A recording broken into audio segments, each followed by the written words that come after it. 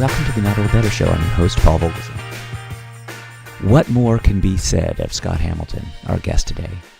Scott Hamilton remains one of the world's most recognized male figure skaters, and he has stared down the biggest quadruple jump of his life, surviving both cancer and 3 brain tumors. Today, Scott Hamilton lives in Nashville and is an author, a broadcast commentator, and he just participated in his 9th Winter Olympics. Award-winning author of the new book, Finish First, New York Times bestseller, and Olympic medal-winning ice skater Scott Hamilton joins us today on the Not Old Better Show via Skype.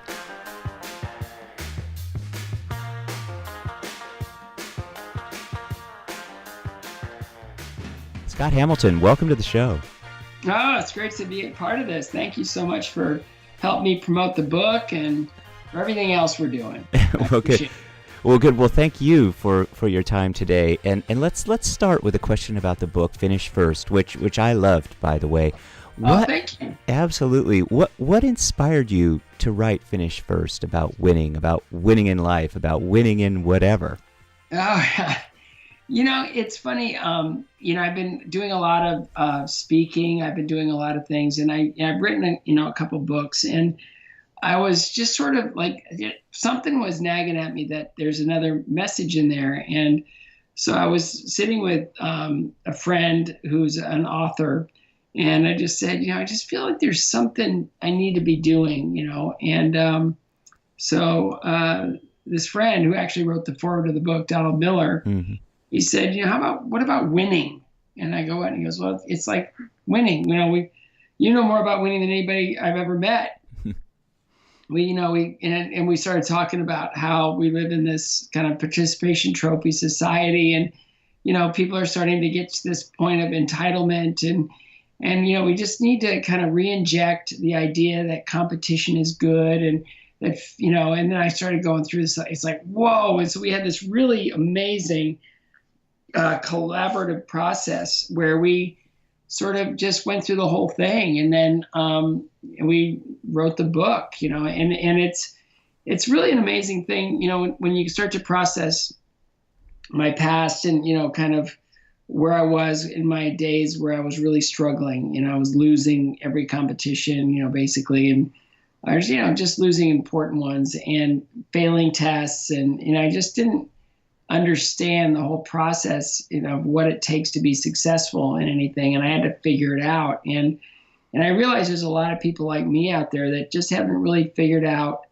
how to move forward and how to, go after the things they really want to go after. And so many are paralyzed by failure, or even the promise of failure, or they don't really want, have anybody, criticizing them, and critics or anything else. And some just really don't know where to start. And so we put together Finish First, and it's been a really wonderful process. And we really feel like, that it's a great message for the time. And it's also, really meant to help people get, into their true lives, their lives that they've wanted to live, that they really feel like they should.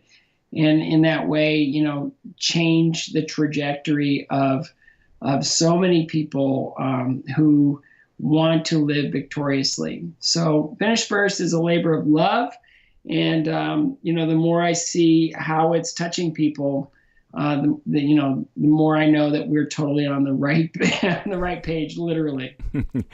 Yeah, it really is the right message for the time. And do you think we're confusing winning with achieving today? I think, winning is, really about leveraging leveraging who you are, what you're capable of, what are your skill sets, really just leveraging those to take it to its greatest identity, and it doesn't always have to be strictly like, a competition. Sometimes it's competing with yourself, sometimes it's competing with others. And I really believe that competition is good. I believe that, we've kind of, dumbed it down a little bit, or we don't really want to, for young people to have to process failure because we think it's, it's debilitating. But I feel like, failure is just information. I don't think that failure is something that we need to look at as something that, leaves scars or disfigures in any way. It's failure. I mean, you remember it. It doesn't feel good, yes, but I think it gives us, the kind of feedback, if we allow it to be that way, to move us forward and to teach us, by the way, don't do that again. It's the old hand on the stove thing. It's like, Right.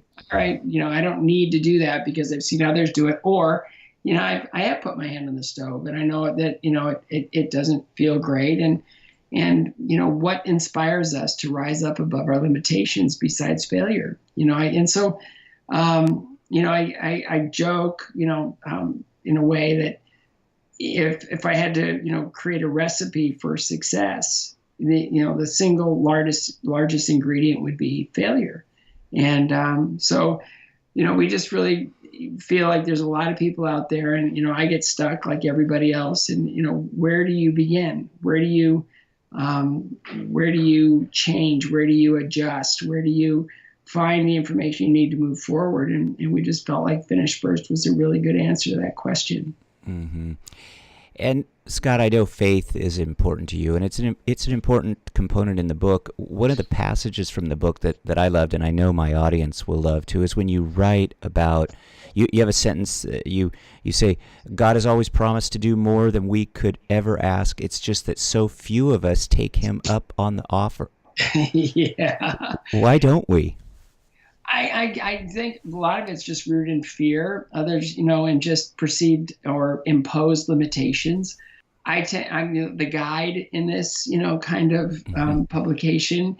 I'm the most unlikely person to be in my position that there is, and I figure that if I can do it, anyone can. And I honestly never thought to even ask for a lot of the things that were that would happen to me. I never thought to dream any of that until I just, through the process of growing and the process of working through my limitations, I understood that things were becoming available to me, and it was all these little victories or these medium-sized victories of, getting over my failing ways of, getting to a point where now I could start taking information specifically and applying it, and not where I could, learn that, those falls, like those 5 falls that put me in last place at my very first national championship event, that they were really important. Those were building blocks for, who I'd become later on. That, if you can step on the ice and know that, well, I came out and I was ill prepared and I fell 5 times and I came in last, I go, well, what's the worst thing that can happen? Once you experience that, and I realized, wow, I'm still here. And, there are no visible scars, and, and I can actually look forward to getting back to work. And, that'll never happen again until, the next year when I only fell twice and I came in 9th out of 10, it's a process, and it takes a while. It's not just this one decision that allows us to move forward and be successful. It's a lot of small decisions and some big ones. And if we're true to ourselves and our mission, then nothing can really stand in our way. Scott, you're an inspiration for so many, and we love having you around and cherish all that you're doing. So I just have to ask you, how's your health? Yeah, it's good. It's better than it should be, I guess, right now. It's I have my unique hobby of collecting life-threatening illness, and I'm on my 3rd brain tumor, and this one has just sort of a different identity. I didn't feel like I needed to kind of respond immediately and go get this thing treated, get it out, get it, whatever. I didn't panic this time. The first time was radiation, and then 6 years later it came back. And it was surgery that had its complications. And then 6 years later, it came back. And this time I just thought, I just want to get strong. I just feel like, I'm this urge to, and I think it might have been, just the awareness of, kind of divine intervention in a way that just get strong, clean up your diet, clean up the way you live, and just let's keep an eye on it. That's, the only thing I was feeling. And wow, I did all that. I eliminated some awful things in my diet, and I got to work, started getting stronger physically and mentally and spiritually. And I really just dove into all of it, just health, just let me be healthy in every way that I possibly can. And miraculously, the last 2 scans have shown that the tumor is shrinking, and no one can explain it. I give all glory to God always. I know this is something that He's giving me. I don't know why, but I'm going to remain faithful, and I'm going to, continue to do all the things that I enjoy doing and working, and I'll just keep an eye on it to see if it decides to disappear altogether. But when this tumor has appeared every 6 years, the last 3 times, it's kind of like, okay, there's a pattern here. Let's break the pattern right now and just get healthy, and just be as strong and as vital as I can be, and continue to move forward and not get stuck, just living in fear.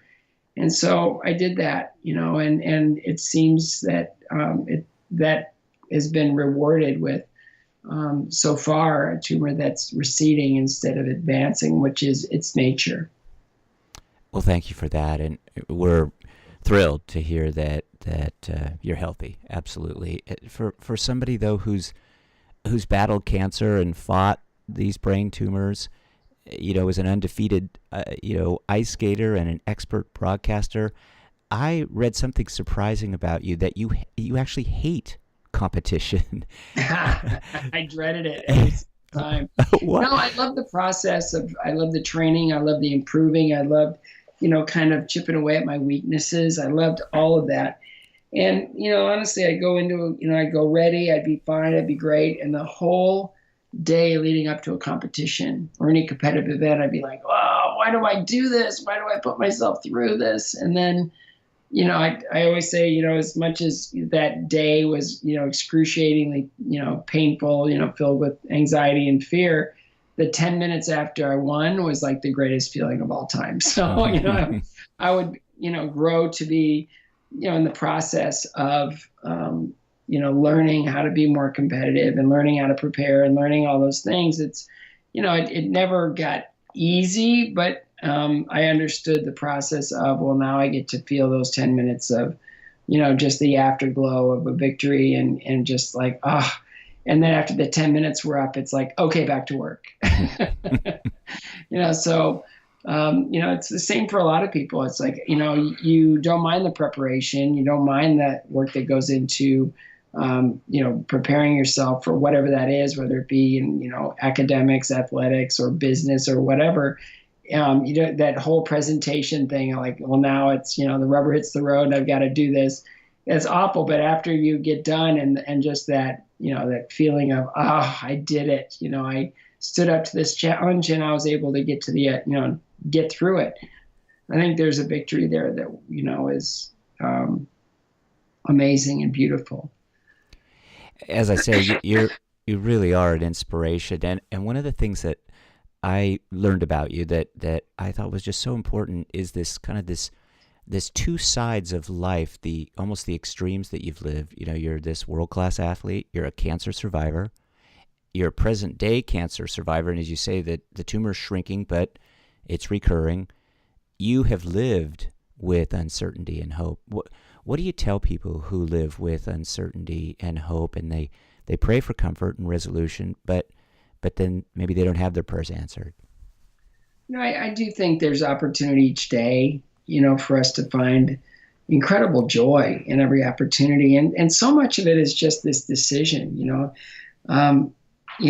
pretty much the most content people I've ever met, I go, what is it? And they say, it's truly a decision. I just decide that this is the way it's going to be. And, it's, there's a producer and director from NBC Sports. And, whenever we go into an Olympics or any other these competitions, there's a lot of stress, there's a lot of moving parts. And we started this kind of almost a ceremony where we call it our blood oath, where we're going to be joyful throughout, no matter what's thrown at us, no matter what, kind of things can sidetrack us or pull us away from being joyful in the moment. It's like we're just going to choose right now that it's our blood oath. No matter what happens, we're going to be happy. We're going to be positive. We're going to be, and it is a decision, because there is so much that comes at us each day that is really can be debilitating and stressful and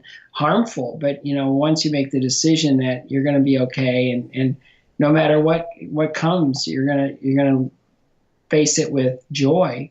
My wife said in an interview last summer, she said, joy isn't the lack of pain and suffering, it's how you go through it.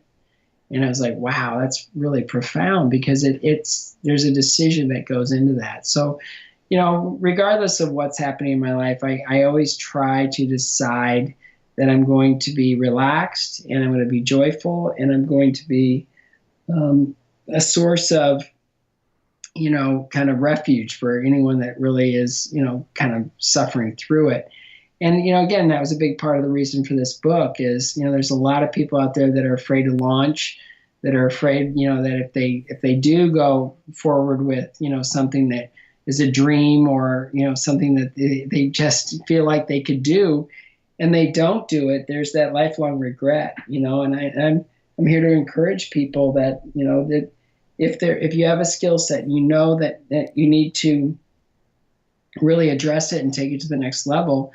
Life is not a dress rehearsal, it's life. And we've got, our seasons, and we've got whatever our time is here. And we got to take advantage of those collections of moments to really be able to live our lives joyfully and productively. And I really feel like Finish First is a great resource to learn how to do that. Yeah, I have to say again, I love the book. It really is all about, pushing forward and just kind of persevering, keeping it up, keeping going. You certainly have done that. I met you, last question, because I know you're super busy today, but I met you at Roots Tech 2018 and talked to you briefly there. I didn't say this guy, I kind of chickened out, Scott, but I have Walk This Way on my iPhone playlist. And I thought about playing a few notes there for you. Do you think that's your most memorable performance? It's one of them. I think I joke that the only person that's done Walk This Way more than me is probably Steven Tyler. But, it was just one of those things where I thought it'd be really fun, because I'm a classic rock guy, and I thought it'd be really fun to skate to. And we put it together, and then I had all kinds of remorse. It's like, I don't know if this is going to work. This is, maybe it's just too hard, or I don't know. All those doubts that you have when you're putting something new out in front of people. And even the night before, we were doing Stars on Ice for the first time that season. I had a really rough run through of the program, and I almost just said, let me just do an old number, and we're just going to forget this crazy experiment of Walk This Way.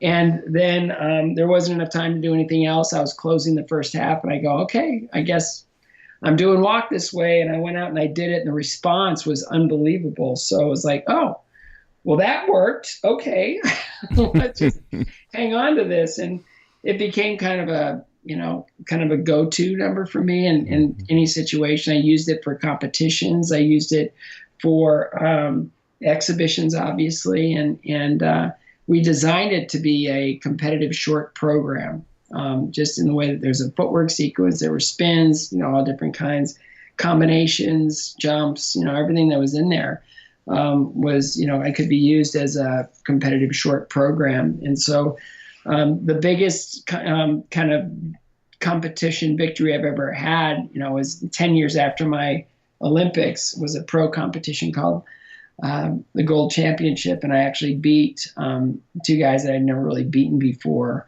And I won the night. And it was one of those days that was so amazing that I never wanted it to end. And so I stayed up until the sun came up, because it was so special to me. So, it's like those moments, they happen, out of the harder you work, the luckier you get, right? So for this, it was just one of those things where I worked super hard, and then on the night, everything kind of showed up. I didn't almost unexpectedly. I would always make a mistake competing against those guys because I thought I had to be perfect. And on that night, I just allowed myself to relax and just enjoy the moment. And all the preparation just showed up, and it was just a great, great, great night. Scott Hamilton, author of the new book, Finish First. Scott, we're so pleased that you had some time to give us today. We're absolutely thinking of you all the time. You are you and your family in our prayers. The book, of course, Finish First. We know what a hard worker you are to, embrace this mindset, write about it, and finish first. Thank you, Scott Hamilton, for joining us today. Well, thank you, and I just really pray that this book gets in the hands of the people that need it the most, and people enjoy the read. It's fun. I mean, it's not oppressive. It's not they're just factoids or whatever. It's meant to be an enjoyable, entertaining read that hopefully will light a fire under somebody's sail.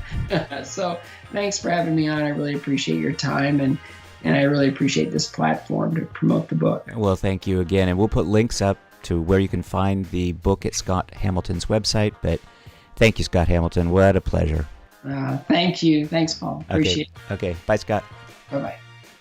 My thanks to Scott Hamilton, his team, and everyone who made this interview come together. To learn more about Scott Hamilton's new book, Finish First, please check out our website. And thanks to all of you, my wonderful audience, for your charming, encouraging, and advice-driven emails with show and topic suggestions. I love them, so please keep them coming at info@notold-better.com. Join me for our next show, another great one, as we talk about better, the Not Old Better Show. Thanks, everybody.